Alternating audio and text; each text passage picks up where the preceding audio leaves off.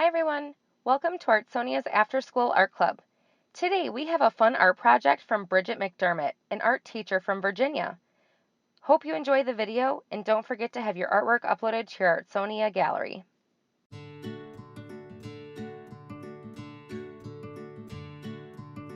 Hi, welcome to Arty Like a Rock Star with me, Bridget McDermott. Pablo Picasso is one of the most world's famous artists. He is from Spain and he was born in 1881, which is over 100 years ago.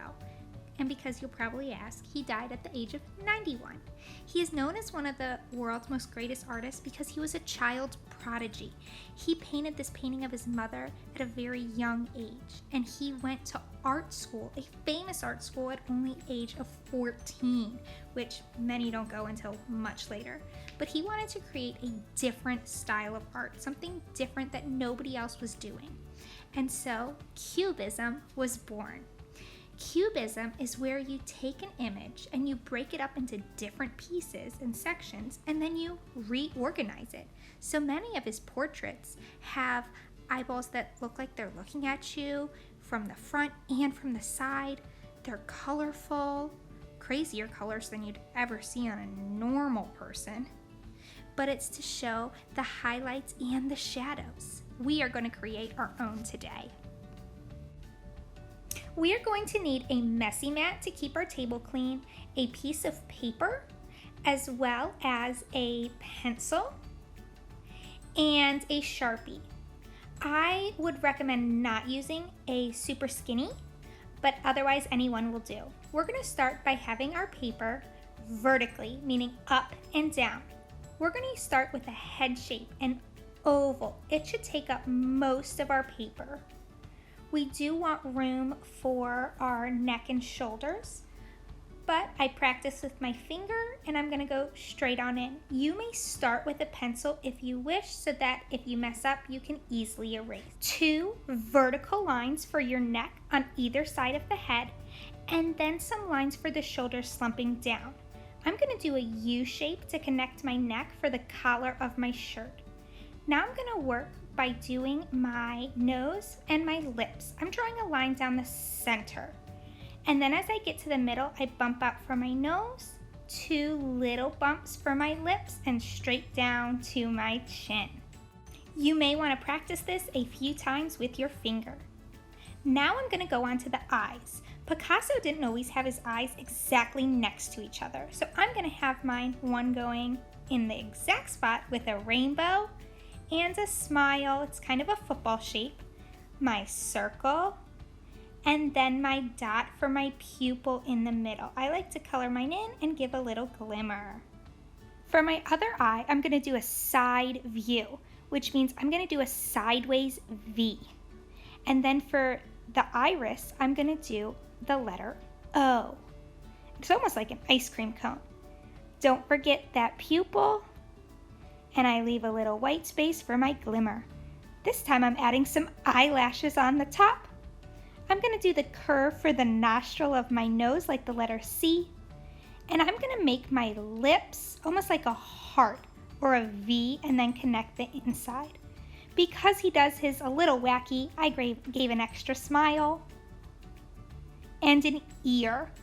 Think of an ear as the letter D on one side and the letter C on the other. This one, I'm doing a little wonky towards the top of the head, but you can really place them wherever you want.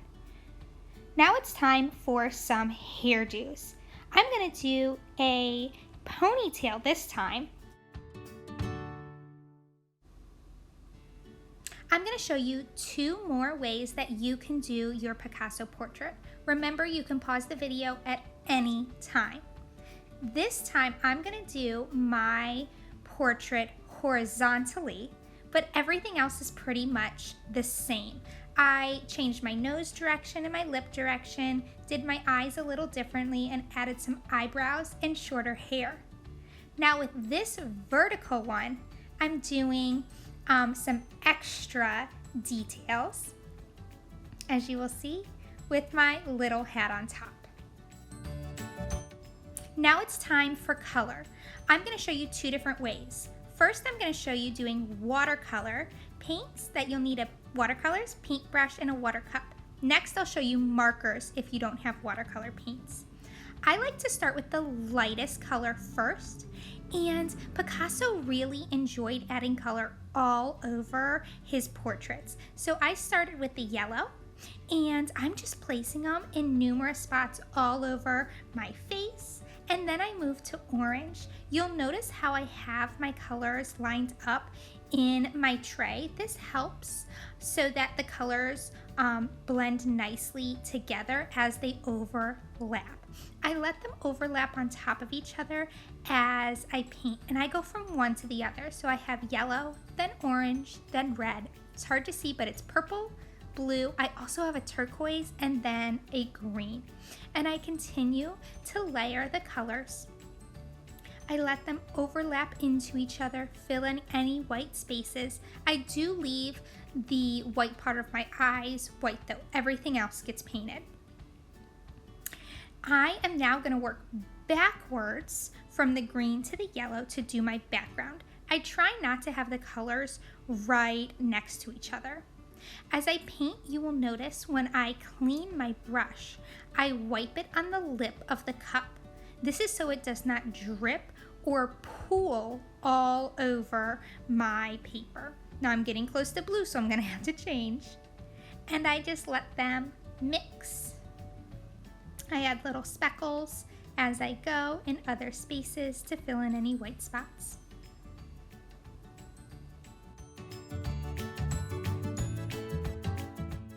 As you finish, just give your painting time to dry and voila!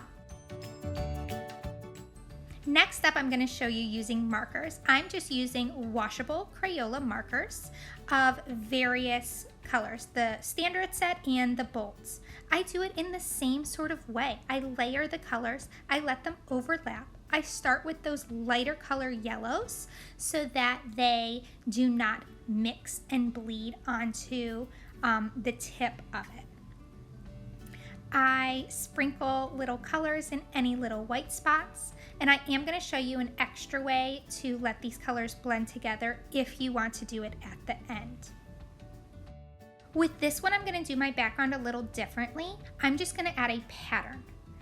I'm doing mine in rainbow order, but you can do yours however you want. I'm doing a horizontal stripe pattern by doing thin using the point of my markers and then doing a thick line by doing the side of my markers. I'm making sure not to go over my portrait.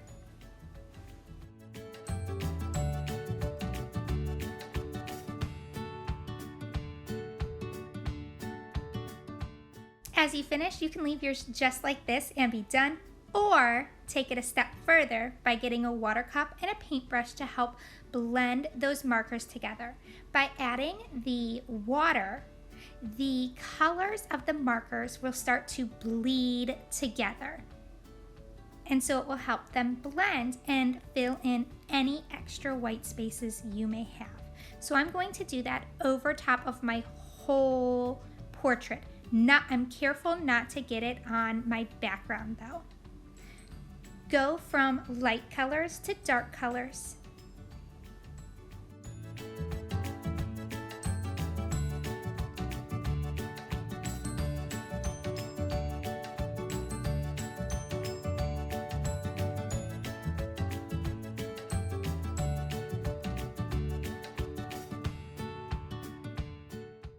As you finish, put them off to the side to dry.